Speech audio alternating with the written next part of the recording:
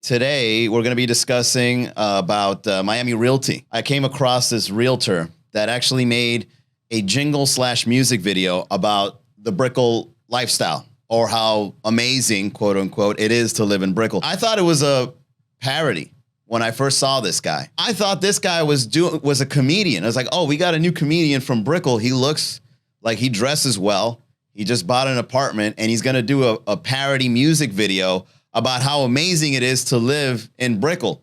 And then 30 seconds later, when the jingle slash video was over, he was dead serious. The lyrics to it kind of goes like, that Brickell life where you can walk everywhere. And I was like, well, here's a joke. It's coming. It's coming. That Brickell life, everything downstairs. I'm like, all right, the timing's a bit off. When's the joke? That Brickell life, city lights that glare. There's no joke. And I was like, oh my God, this guy is really smoke and mirrors for Brickell right now. Talk about, oh my God, Brickell is amazing. Everything is downstairs.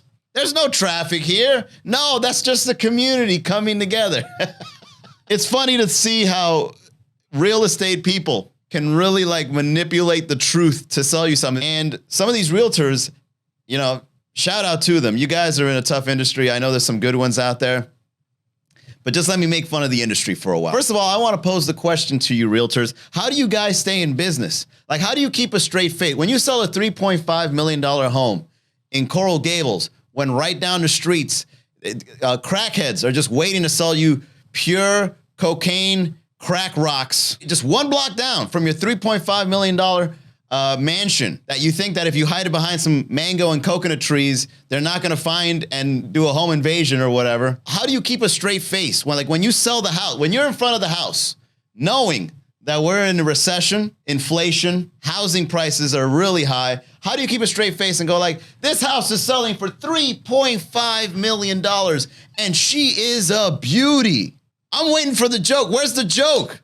No, you're dead serious about selling that thing. A $3.5 million house in Coconut Grove? Oh yeah, tell me more about something I will never be able to get. I do networking events. I meet realtors all the time. And as soon as you say anything within the context of, I want to get property one day, you know, the key word is one day. I once told a realtor, hey man, I'm thinking about buying real estate as an investment property. I won't be living in it, but I'm planning about to get a loan one day. And I kept saying one day. One day, when the markets are better and I get my money back, I plan on buying real estate properties one day. This guy has yet to stop texting me. I'm like, hey, bro, look, it's not anytime soon. I was just discussing some plans I had. Oh, no, I know. Take your time. It's all good. Okay? You take your time. I just want to be there when the time is ready. This guy's texting me houses at 8 in the morning. Hey, man, have you seen this Brickell apartment? Oh, beautiful high rise. HOA fees are low. I don't want to hear it. One day is not today. All right, sorry to bother you. Sorry to bother you. I'll hit you up later, man. I hope you're having a good day. And then tomorrow you're back at it. Hey, man, so we got this $3.5 million home in Coconut Grove. Don't worry about the crackheads down the street. There's a charity event happening every month where the community gets together. And they always flip the truth, right? They're always out there like flipping and flopping the facts. Oh my God, how am I going to afford these houses? These houses are so hyperinflated. This house is like 300% above price when it was first purchased. Oh, that means it's a seller's market. So if you buy it at this price, who knows? It might even go up 6 times the price of what you paid for it now. They're just flipping and flopping information, just doing whatever they can to sell you that house. And I don't buy it. You guys are walking around with your nice suits on, all right, and your loafers with no socks, acting like, hey, man, this is all easy for me. I can sell a house like that. I personally think you have a maximum of 3 business suits. And the reason you don't have socks is because you're saving money. Realtors, I'm not hating on you. I'm just calling you out because there's no way you're living La Vida Loca in Miami with these housing prices. There's just no way. At this point, I really wouldn't be surprised if I saw you handing out a business card to a homeless guy. Hey man, when was the last time you ran your credit? Why don't we try it again, man? You never know. Probably get yourself a nice little loan. I got to give it up to the new age ones though. You know, we're talking about, you know, the ladies out there that are in realty. You know, I think a good 8 out of 10 of you guys are somewhat like sex work. Look, I'm not judging you. If you want to bring a little sex into your sales, sex sells. I get it, you know, but you guys just keep a straight face. Like the amount of stone face, like the poker face you guys have and doing what you got to do to sell properties in Miami, it blows my mind. Like when I saw a billboard and it's a lady promoting her real estate or realtor status, and she's got like double D tits just hanging out. I got to keep my eyes on the road. Now I got to look at this thing. I don't even remember her name. All I know is it was a realtor and she had these big ass tits.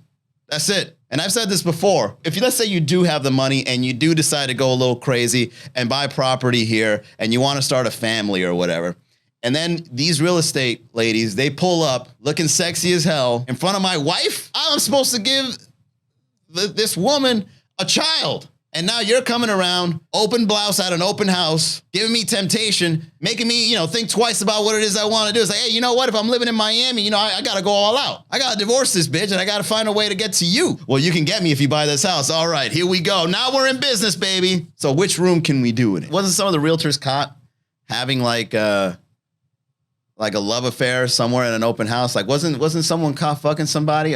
There was more than one. My theory is somewhat true in this point where sexuality is involved in real estate, especially in Miami. So I don't know how you do it. I don't know how you do it, realtors. I don't know how you stay in business. I don't know how it is you're going or running around.